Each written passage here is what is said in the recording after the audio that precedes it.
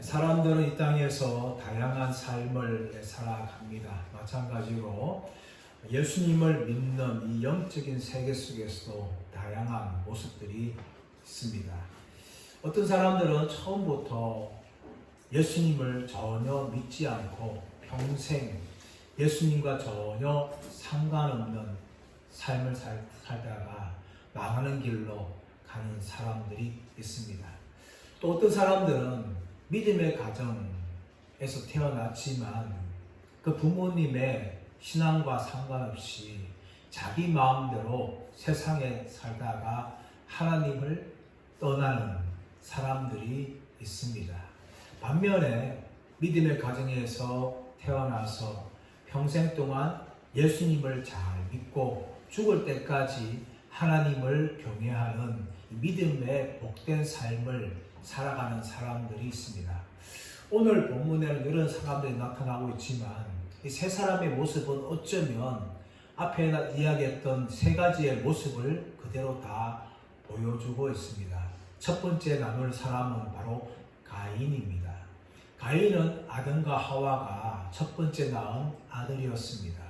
하와는 가인을 낳으면서 내가 여호와로 말미암아 아들을 낳았다 하면서 기뻐하였습니다. 아마 하와는 이 가인을 낳으면서 가인이 하나님께서 말씀하신 여인의 후손이 아닌가 하는 생각도 했을 것입니다.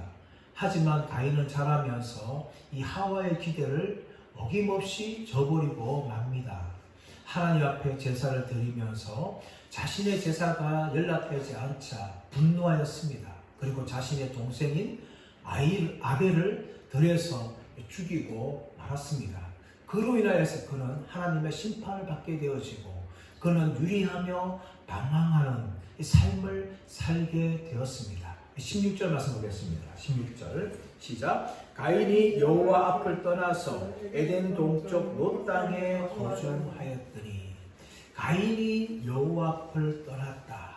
이것은 뭡니까? 하나님의 심판으로 인하여서 가인은 믿음의 세계를 떠났다는 것을 이야기하고 있습니다. 여호와 앞을 떠났다는 것은 그가 세상으로 갔다, 그가 불신으로 갔다라는 것을 의미하는데 이 여호와 앞을 떠나면서 그가 어디 갔는가 하면 에덴 동산 동쪽 롯 땅에 거주하였다라고 이야기합니다. 에덴 동산 동쪽, 서쪽이 아니라 동쪽이라는 거죠. 성경에서 동쪽이라는 것은 하나님의 임재와 점점 멀어지는 것을 이야기하는 것입니다. 아담과 하와도 범죄했을 때에 에덴 동쪽으로 가게 되어지죠. 그래서 하나님께서 화영금을 바로 그룹들과 화영금을 에덴 동산 동쪽 문을 지키겠다는 거죠. 이 동쪽이라는 것은 하나님의 임재와 멀어지는 장소를 이야기하는데 이 동쪽에 어디에 거주했는가 하면 롯 땅에 거주했답니다. 롯 땅. 이 롯이라는 것은 로드, 방랑하는, 방랑자, 도망자, 유리하는 이런 의미를 가지고 있어요. 이 가인이 자신이 정착하기 위해서 한 땅에 거주했는데 그 땅의 이름이 뭔가 하면 방황하는 땅이라는 겁니다. 가인은 하나님을 떠나서 더 이상 이제 방황하는 삶을 살지 않기 위해서 정착한 거예요. 그런데 그곳에서 결국은 가인은 방황하는 삶을 살아갈 수밖에 없는 존재가 되었다는 것입니다. 이것은 가인이 하나님을 떠나서 영적으로 헤매는 모습을 보여주고 있는 것입니다. 이것이 바로 하나님을 떠난 사람들의 모습이에요. 사람들 보게 되어지면 교회 다니면서 많은 직분들을 가지고 또 교회에서 충성도 하고 여러 가지 은사를 받아서 사람들에게 자신을 드러내는 모습들이 교회 안에 가진 사람들이 있습니다. 하지만 그런 사람들이 신앙을 버리고 하나님을 떠나는 모습을 우리는 종종 목격하게 되어집니다. 성경을 보십시오. 사울왕은 하나님의 성령을 체험했던 사람이었습니다. 성령이 임하자 그는 불같이 일어나서 블레 사람들과 싸우고 전쟁에서 승리하였습니다. 또 성령이 임하자 그는 예언하는 영을 가지고 예언하였어요. 그런 성령의 은사를 체험했던 사람이었습니다. 그런데 이 사울이 하나님과 멀어지고 결국은 전쟁에서 죽음으로 비참한 인생을 마치는 것을 볼 수가 있습니다. 사울 왕은 그렇습니까? 예수님의 제자 중에 가룟 유다 어떻습니까? 가룟 유다는 많은 사람들이 인정받기 때문에 돈을 맞는 사람이 되었어요. 예나 지금이나 재정을 맞는다는 것은 건물위에서 신뢰받는 사람이라는 거예요. 근데 그런 가룟 유다가 결국 뭡니까? 도둑질한 자가 되었어요. 결국은 은 30에 예수님을 팔아서 넘기는 그런 배신자가 되고 말았던 것입니다. 가룟 유다는 예수의 말씀을 들었고 예수님의 기적을 체험했어요.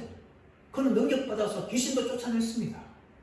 그랬던 가룟 유다가 예수님을 배신하는 그런 인생으로 전락하고 말았어요. 이게 남의 이야기입니까?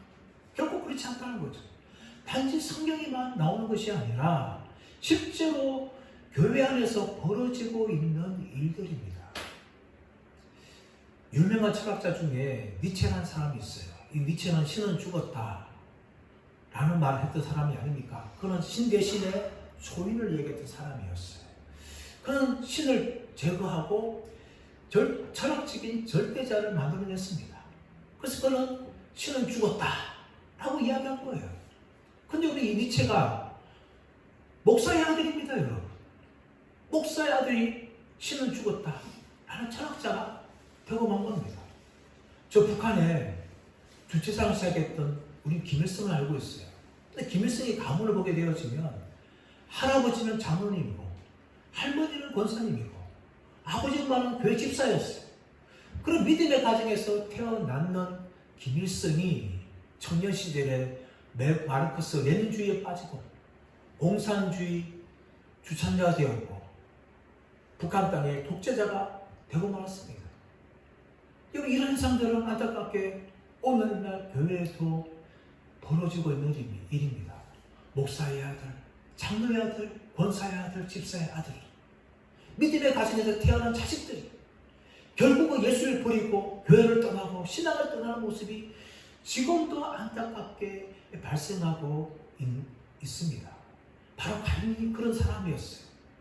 하나님을 예배했던 사람이었습니다. 믿음의 가정에서 태어났던 사람이었습니다. 그러나 그의 평생은 하나님을 떠나서 하나님과 상관없는 길로 그가 나아가고 말았습니다. 그 결과 뭡니까? 그의 영혼이 방황하는 삶을 살 수밖에 없는 거죠. 그것이 하나님을 떠나는 사람들의 모습입니다. 하나님 밖에는 그 어디에도 평강이 없어요. 비록 한 땅 정착했지만 그 땅이 뭡니까? 유리하는 땅이 되고 말았던 것입니다. 이처럼 하나님 떠난 사람 마음 가운데는 평강이 없다 라는 성경의 말씀이 임하고 있는 거예요. 또 한 가지로 이 가인은 자기의 힘을 의지하고 살려고 했습니다. 우리 17절 말씀 시작. 아내와 동침함에 그가 임신하여 에녹을 낳은지라 가인이 성을 쌓고 그의 아들의 이름으로 성을 이름하여 에녹이라 하니라. 분명히 가인은 하나님의 저주를 받아서 땅을 방황해야 돼요. 근데 그 하나님의 심판을 그가 거부하죠. 그래서 어떻게 합니까? 땅에 정착하고 그곳에 성을 쌓아서 자신의 아들 이름 에녹을 따라서 에녹성이라고 부릅니다. 자신이 성을 쌓았다는 것은 무엇을 말합니까? 자기 스스로 자신을 보호하겠다는 겁니다. 아벨을 죽인 결과 가인은 두려워했어요. 보복자들이 나를 죽일 수 있다. 하나님께서 아니다. 내가 너를 지켜줄 것이다. 너를 벌한 자 내가 칠배할 것이다. 그리고 가인에게 표를 주어서 만난 사람들마다 가인을 죽이지 못하도록 하나님이 막으셨어요. 그런데 어떻습니까? 이 가인은 하나님의 보호를 거부합니다. 그가 어떻게 하면 자기의 성을 쌓아서 자기 스스로 자신을 보호하려고 그렇게 살아가는 모습을 보여주고 있는 것입니다. 이것이 하나님을 떠난 사람들의 모습이에요. 하나님을 의지하고 하나님 안에서 안정을 누리는 것이 아니라 자기 스스로 성을 쌓아서 자기가 스스로 보호하려고 자기 힘을 의지하고 그렇게 살아가고 있는 것입니다. 가인은 한때는 믿음의 가정에 태어났고 하나님을 예배했던 사람이었지만 이제 믿음의 세계를 떠나서 불신의 세계로 나아갔고 유리방황하며 또 자기 스스로 자신을 보호하려는 그런 안타까운 삶을 살아가는 인생이 되고 말았습니다. 두 번째 등장하는 인물은 라멕입니다. 우리 18절 말씀 볼까요? 18절 시작. 에녹이 이랏을 낳고 이랏은 무드야엘을 낳고 무드야엘은 머드사엘을 낳고 머드사엘은 라멕을 낳았더라. 이 라멕의 정확한 의미를 알 수 없지만 학자들은 이 왕이라는 이 멜레크라는 단어와 이 히브리어 단어가 같기 때문에 이 라멕의 이름을 강한 자, 힘 있는 자 이렇게 해석을 합니다. 아마 그 정도의 해석이 적당할 것 같아요. 근데 이 라멕은요 철저한 이 불신자의 모습을 보여주고 있는 겁니다. 하나님을 떠난 이 가인의 후손으로서 그는 처음부터 하나님 믿지 않았습니다. 하나님을 인정하지 않았어요. 그 증거가 무엇인가 하면 자 우리 18절 볼까요? 19절 말씀 볼까요? 19절 시작. 라멕이 두 아들을 맞이하였으니 하나의 이름은 아다요 하나의 이름은 실라였더라. 라멕이 몇 명의 아내를 얻었다고요? 두 아내를 얻었다는 겁니다. 분명히 창세기 2장에서는 하나님께서 가정을 만드시면서 한 남자와 한 여자가 한 가정을 이룬다라고 말씀하셨는데 이 라멕은 하나님의 말씀에 순종하지 않고 한 아내가 아니라 두 명의 아내를 얻는 일부 단처제의 문을 열었던 사람이 바로 이 라멕입니다.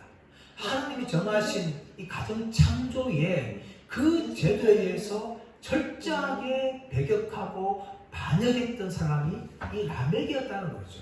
이 라멕이 얻었던 아내 이름을 보면 첫 번째는 아다요, 둘째는 실라다. 아다는 장식하는 자, 실라는 달랑거리는 자 이런 의미를 가지고 있어요. 이런 의미를 보았을 때에 이 라멕은 힘있고 강한 자였기 때문에 당대의 여자들 중에서 아름다운 미모를 가진 그런 여자들을 자신의 아내로 취했을 가능성이 굉장히 많습니다. 역사를 보십시오. 왕들은 수많은 아내를 가지고 있는데 그 아내들은 일반 보통 여자들을 아내를 갖지 않습니다. 그 당시에 상당한 미모를 가진 그런 여인들을 자신의 아내로 삼듯이 라멕은 왕처럼 힘있고 강한 자였어요. 그러므로 아내를 얻는데 하나의 아내를 얻는 것이 아니라 두 아내를 얻고 두 아내도 상당한 미모를 가진 그런 아내를 자신의 아내들로 그렇게 삼았는 것을 성경은 우리에게 보여줍니다. 두 번째 이 라멕은요 하나님을 떠났지만 이 자손을 많이 낳았고 그 자손들이 하나같이 성공하였어요. 우리 20절에서 22절 자 20절에 22절 시작.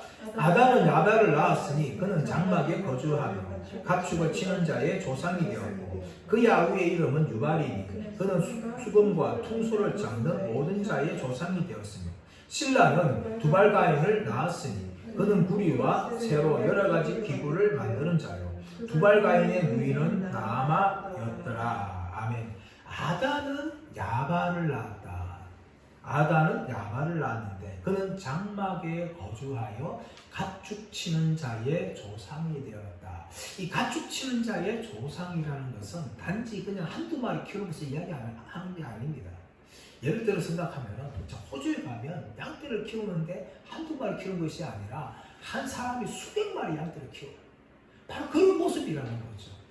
이 야발은요 장막을 치면서 그 장막을 거주하면서 옮기 다니면서 이 가축을 키우는데 그 가축은 아주 많은 그 가축들을 자기의 재산으로 가지고 있는 오늘날 이 자본 산업에 이 문을 열었던 사람이 이 야발이라 볼 수가 있는 거예요. 둘째 아들을 낳았는데 둘째 아들은 뭡니까? 21절 보면 유발이니 그는 수금과 퉁소 잡는 모든 자의 조상이 되었다. 수금과 퉁소를 잡는다는 것은 그냥 잡는다는 것이 아니라 아주 전문적으로 이 음악을 할 수 있는 그런 사람을 이야기합니다. 그래서 오늘날 이 연예인들의 조상이 누군가 하면 이 바로 유발이라는 거예요. 예술가의 조상이 유발입니다. 수금과 퉁소를 아주 전문적으로 다루어서 많은 사람들을 음악으로 홀리게 할 정도의 능력을 가진 사람이 바로 이 유발이라는 거예요. 오늘날 수많은 예술가들과 연예인들이 사람들의 마음을 사로잡는 것처럼 유발은 그 당시에 수금과 퉁소를 통해서 사람들의 마음을 휘어잡았던 아주 전문적인 예술이라는 것을 성경이 우리에게 보여주고 있는 겁니다. 22절. 자, 22절 신라제. 자, 신라는 두발 가인을 낳았으니 그는 구리와 새로 여러 가지 기구를 만드는 자요. 두발 가인이라는 아들을 낳았는데 구리와 새로 여러 가지 기구를 만들었다. 이 공업이 발달하는 거죠. 농기구를 만들었을 거예요. 그뿐만 아니라 이 구리와 새로 전쟁을 할 수 있는 무기를 만들어서 사람들을 서로 죽이게 하는 그런 이 대장장이의 시조가 바로 이 두발 가인이었다는 거예요. 앞에 나오는 나그를 통해서 자본과 산업이 발달하고 유발을 통해서는 예술과 예능이 발달하게 되어지고 두발 가인을 통해서는 이 기계들과 또 군사 문화들이 발달하게 되어지는 것이죠.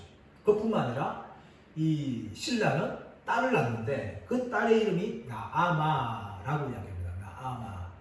이 나아마는 아름다운, 화려한을 의미합니다. 성경이 보통 여자의 이름들 잘 기록하지 않아요. 그런데 이 라멕의 자손들을 이야기하면서 나아마를 이야기했다는 것은 이 나아마가 그 당시의 여성들과 다른 상당한 미모를 가지고 있는 그 이름처럼 아름답고 화려한 이름을 가지고 있는 그런 여성이었다는 것을 우리가 볼 수가 있는 거예요. 여러분 라멕을 보십시오. 라멕은 철저한 불신자였습니다. 그는 처음부터 하나님을 인정하지 않고 하나님이 세우신 창조 질서 중에 하나인 가정제도를 파괴할 정도로 그는 막 나가는 사람이었어요. 근데 이런 영적으로 막 나가는 이 라멕이 뭡니까? 서양 사람들이 부러워하는 이 자손을 많이 낳고 또 자손도 그 성공하는 자본과 산업과 예술과 예능과 또 그뿐만 아니라 이 기계들 문화 속에서 또 아름다운 여성의 미모 속에서 뛰어난 그런 자녀들을 가진 거예요. 그럼 이것이 이 하나님 떠난 라멕의 모습입니다. 그뿐만 아니라 라멕은요 철저하게 이 복수심에 불타고 자기밖에 몰랐던 사람이었어요. 자, 우리 23절, 24절 시작. 라멕의 아내들에게 이르되 아다와 실라여 내 목소리를 들으라. 라멕의 아들들이여 내 말을 들으라. 나의 상처로 말미암아 내가 사람을 죽였고 나의 상함으로 말미암아 소년을 죽였도다. 가인을 위하여는 벌이 700일인데 라멕을 위하여는 벌이 77배이로다 하였더라. 아멘. 이 내용이 뭔가 하면 이 라멕이 노래하는 거예요. 두 아내를 향하여서 자기를 드러내면서 뭔가 하면은 나의 상처로 말미암아 내가 사람을 죽였고 나의 상함으로 말미암아 소년을 죽였도다. 똑같은 말이 반복되어지는 거예요. 누가 나를 공격해서 때려서 상처를 입으면 나는 그 사람을 죽일 것이다 하는 것을 뻔뻔하게 이야기하는 거예요. 복수심에 불타는 거죠. 그뿐만 아니라 뻔뻔한까지 있는데 24절 말씀 보시면 가인을 위하여는 벌이 7배일진데 라멕을 위하여는 벌이 77배로다. 가인이 아벨을 죽였는데 그 아벨을 죽인 가인을 누가 죽이거나 다치게 하면 하나님이 7배를 갚아주신다는데 혹시라도 나에게 누군가 공격하거나 다치게 하면 하나님이 그 자에게는 77배를 갚아줄 거다. 이 하나님도 인정하지 않은 이 라멕이 마치 하나님이 자신의 종인 것처럼 하나님이 나를 위해서 복수할 거다. 그렇게 이야기하는 거예요. 여러분 이 라멕은요 철저한 무신론자로서 철저하게 자기 중심의 사람이었어요. 그리고 복수심에 불타는 사람이었습니다. 여러분 우리가 복수심에 불탄다는 것은 그 순간만은 하나님이 우리 안에 없다는 것을 이야기합니다. 성경은 철저하게 복수심에 대해서 금지하고 있죠. 로마서 12장 19절 말씀 보시면 내 사랑하는 자들아 너희가 친히 원수를 갚지 말고 진노하심에 맡기라. 기록되었으되 원수 갚는 것이 내게 있으니 내가 갚으리라 주께서 말씀하십니다. 예수님께서는요 우리에게 원수 갚지 말라는 거예요. 또 마태복음 5장 38절 39절 또 눈은 눈으로 이는 이로 갚으라 하였다는 것을 너희가 들었으나 나는 너희에게 이르노니 악한 자를 대적치 말라. 누구든지 내 오른뺨을 치거든 왼편도 돌려대라. 성경은 분명히 구약 성경에는 눈은 눈으로 이는 이로 동의 복수법을 율법에서 이야기합니다. 그래서 유대인들은요, 누군가 자신의 친척을 죽이면 반드시 그 사람 따라가서 죽입니다. 죽였기 때문에. 또 눈을 다치게 하면 눈 다친 만큼 그걸 갚아줍니다. 이게 동의 복수법. 같은 상처를 받은 만큼 복수한다 라는 의미를 가진 동의 복수법이에요. 이게 율법의 정신입니다. 그러나 예수님께서는 무엇을 말씀하는가 하면, 비록 구약에서 그렇게 말하지만 너희는 그렇게 살지 말라. 누군가 너의 오른뺨을 떼면 차라리 왼뺨마저 돌려대라. 여러분, 뺨을 맞는다는 것은 굉장히 인격에 상처를 줍니다. 어린아이들도 혼낼 때 될 수 있으면 얼굴은 때리지 말아야 됩니다. 왜냐하면 얼굴을 맞는 것은 굉장한 인격적인 모멸감을 느끼게 하기 때문입니다. 부모도 아이들을 체벌할 때는 손찌검을 하지 말아야 돼요. 그건 아이들은 깊은 상처를 줍니다. 제가 고등학교 때 공부를 조금 못한 적이 있었는데 어느 과목을 시험 쳤어요. 시험을 쳤는데 그 선생님이 몇 점 이하에 대해서 체벌을 하는데 보통 엉덩이를 때린다든지 뭐 손바닥을 때린다든지 좀 심하면 손등을 때린다든지 그 정도 하고 맙니다. 근데 그 선생님이, 제 이름은 밝히지 않겠지만 저 평생 그분이 마음의 상처가 남는데, 그분이 어떻게 했는가 하면 어느 점수 밑에 아이들을 나오라면서 자기가 신고 있던 슬리퍼를 가지고 뺨을 때리는 거예요. 저도 한 대 맞았어요. 와, 근데 그 순간에 제가 고등학생인데 화가 막 치고 오더라고요. 저는 어떻게 할까? 이런 마음이 막 생기더라고요. 저뿐만 그렇게, 제가 그렇게 했었겠는가? 저만 아니라 다른 친구들도 그런 마음 들었을 거예요. 얼굴에 뺨을 맞는다는 것은 굉장한 인격적인 모멸입니다. 근데 그 다음에 지금 같았으면 벌써 고소했죠. 고발했죠. 근데 그 당시만 하더라도 한 선생님이 하늘 정력이기 때문에 아이들 그냥 맞고 그냥 잠잠 있었어요. 어떤 애 울고 억울해하고 분노하고, 그 정도 뺨을 맞는다는 것은 인격적인 모멸을 가져옵니다. 근데 예수님께서 무슨 말씀하시는가 하면, 오른뺨을 맞거든 왼뺨도 돌려대라. 보통 사람들은 오른손이기 때문에 상대방의 사람을 때리면 어디를 때리는가 하면 오른뺨이 아니라 왼뺨을 때립니다. 그게 정상적인 뺨을 때리는 방식이에요. 근데 오른뺨을 맞다는 것은 그냥 왼손으로 오른뺨을 이렇게 오른손으로 왼발 때리는 것이 아니라 손바닥이 아니라 손등으로 쳤기 때문에 오른뺨을 때릴 수 있다는 거죠.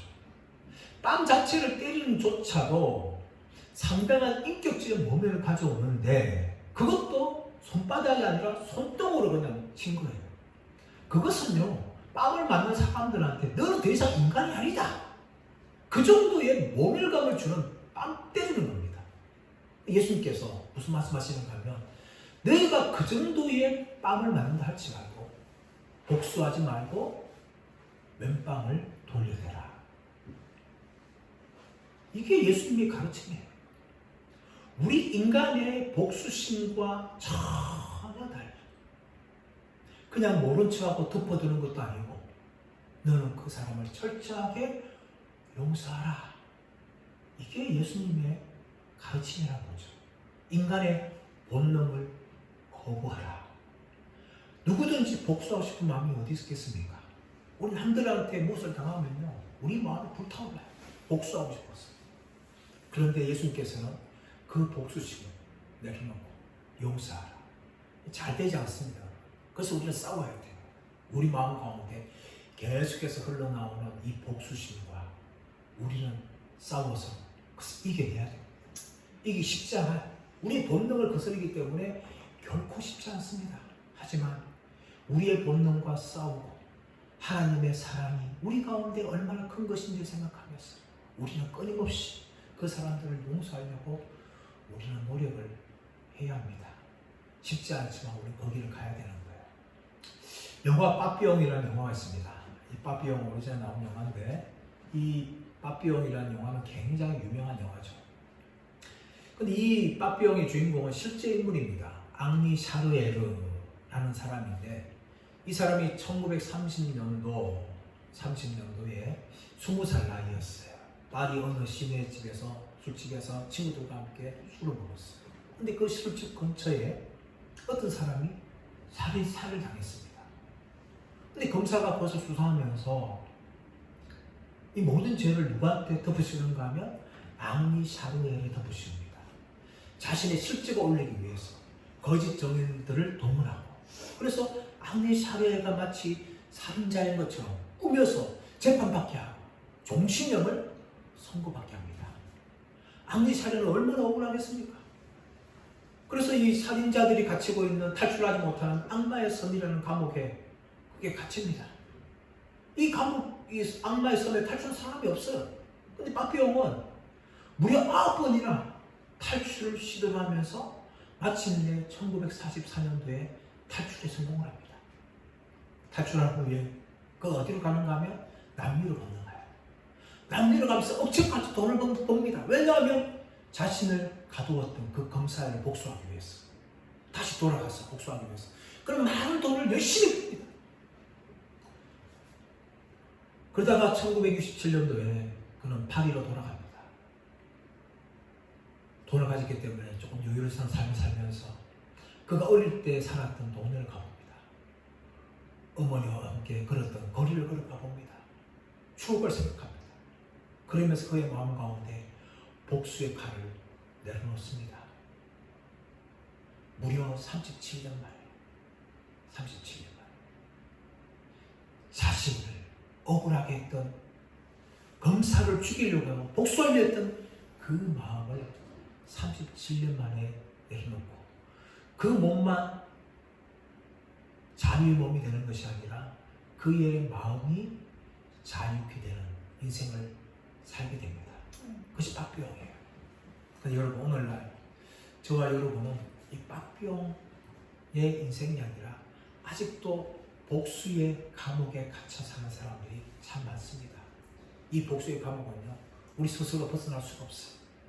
우리에게 부어진 하나님의 사랑을 묵상해야 돼요. 그럴 때 여러분, 우리는 복수의 칼을 내려놓고 그 복수의 감옥에 갇히는 것이 아니라 그것을 벗어나는 자유하는 인생을 살 수가 있는 것입니다.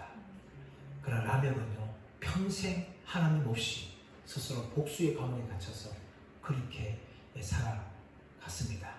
세 번째 등장한 인물은 바로 에노스입니다. 우리 25절 말씀 시작.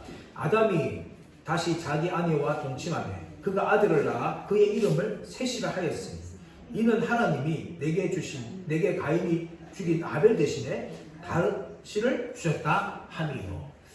가인이 또 아내와 하와와 동침해서 아들을 낳았는데 셋이다. 그런데 그가 아들을 낳아 그의 이름을 셋이나 불렀다 말할 때 이 그라는 것은 아담이 아닙니다. 하와야 하와. 그녀가 아들을 낳아서 셋을 낳았는데 무엇이라 말하는가 하면 이는 하나님이 내게 가인이 죽인 아벨 대신에 다른 씨를 주었다 라고 이야기합니다. 셋이라는 의미는 정하다라는 의미예요. 아벨은 믿음의 사람으로서 아담과 하와의 믿음을 이어받았는데 그 아벨이 가인에 의해서 죽임을 당해요. 그래서 하와가 아들을 낳았는데 셋을 낳으면서 하나님이 아벨 대신에 다른 씨를 주었다 하고 이렇게 고백을 하는 거죠. 이것이 바로 셋입니다. 근데 셋이, 자 이제 26절 보시면 셋도 아들을 낳고 그의 이름을 에노스라 하였으며 그때의 사람들이 비로소 여호와의 이름을 불렀더라. 셋도 아들을 낳았어요. 경건한 자손인 셋도 결혼해서 아들을 낳았는데 그 아들의 이름을 에노스라고 부릅니다. 이 에노스라는 것은 아담과 같은 의미예요. 고유명사인 사람, 일반 명사인 고유명사인 에노스, 그 사람을 얘기하죠. 또 일반 명사인 남자, 보통 사람들, 아담처럼 그런 의미, 똑같은 의미를 가지고 있는데 이 에노스는요, 아담과 좀 다른 의미입니다. 아담이 남자, 또 사람 이런 의미를 가졌다면 에노스도 동일한 의미를 가지고 있지만 이 에노스는 아담과 달리 비천하고 연약한 인생을 이야기할 때 에노스라는 의미를 가진다는 거죠. 이 에노스는 믿음의 사람이었지만 다른 사람들과 비해는 연약한 사람이었어요. 어쩌면 볼품없는 사람일 수 있어요. 세상적으로 성공하지 못한 사람도 있습니다. 근데 이 에노스는요, 그 당시에 라멕의 후손들과는 아주 비교되는 사람 아닙니까? 라멕의 후손들은 하나같이 성공한 사람들이었어요. 세상에서. 남들이 다 부유한 사람들이었습니다. 산업가였고 자본가였고 음악인이고 예술인이었고 또 기계를 만든 아주 기계 만든 그런 기기장이었고 그뿐만 아니라 미모가 뛰어났던 모든 분야 속에서 조상들이 할 만큼 그 분야에서 뛰어났고 남들의 인정받는 그런 사람들이 바로 다 라멕의 후손들이었어요. 그들은 돈도 많았고 세상 지위도 많았고 미모도 가진 성공한 자, 강한 자들이었습니다. 이런 자들에 비해서 에노스는 연약하고 아무것도 아닌 인생이었어요. 근데 이 에노스가 했던 게 뭘까요? 라멕 후손들처럼 산업을 발전시키고 과학을 발전시키고 미모가 뛰어나고 돈을 많이 벌고 그런 게 아니었다는 거죠. 그가 한 것은 한 가지였습니다. 26절 하반에 말씀 가보시면 그때의 사람들이 비로소 여호와 이름을 불렀더라. 그때의 사람들이 비로소 여호와의 이름을 불렀더라. 라멕의 때는 라멕 후손 때는 하나님 이름 부르지 않았어요. 그런데 비전하고 비천하고 가련한 사람처럼 보인 이 에노스 때에 사람들이 여호와 이름을 불렀더라. 사람들이 여호와 이름을 불렀다는 것은 여러 가지 의미가 있는데 하나는 무엇인가 하면 공적인 예배를 했다는 겁니다. 공적인 예배. 지금까지는 개인적으로 하나님께 제사를 드렸어요. 근데 에노스 때는 뭡니까? 사람들이 모여서 이제 공적으로 하나님께 예배드리는 공적인 예배가 이루어진 것이 바로 에노스 때문입니다. 두 번째 이 에노스는요, 에노스가 여호와를 불렀다. 이것은 무엇인가 하면 세상 사람들은 라멕 후손들은 세상에 가치를 두었지만 이 에노스 같은 경건한 자손들은 하나님께 가치를 두었다는 거예요. 여러분 이것이 오늘날 믿음의 사람이냐 믿음의 사람이 아니냐를 구분하는 명확한 기준입니다. 물론 우리 믿음의 사람들도 세상 속에 살기 때문에 사실 헷갈릴 때 많아요. 혼돈될 때 많아요. 또 마음 뺏길 때가 많습니다. 하지만 중심은 뭡니까? 늘 하나님을 사랑하고 하나님께 가치를 두는 거죠.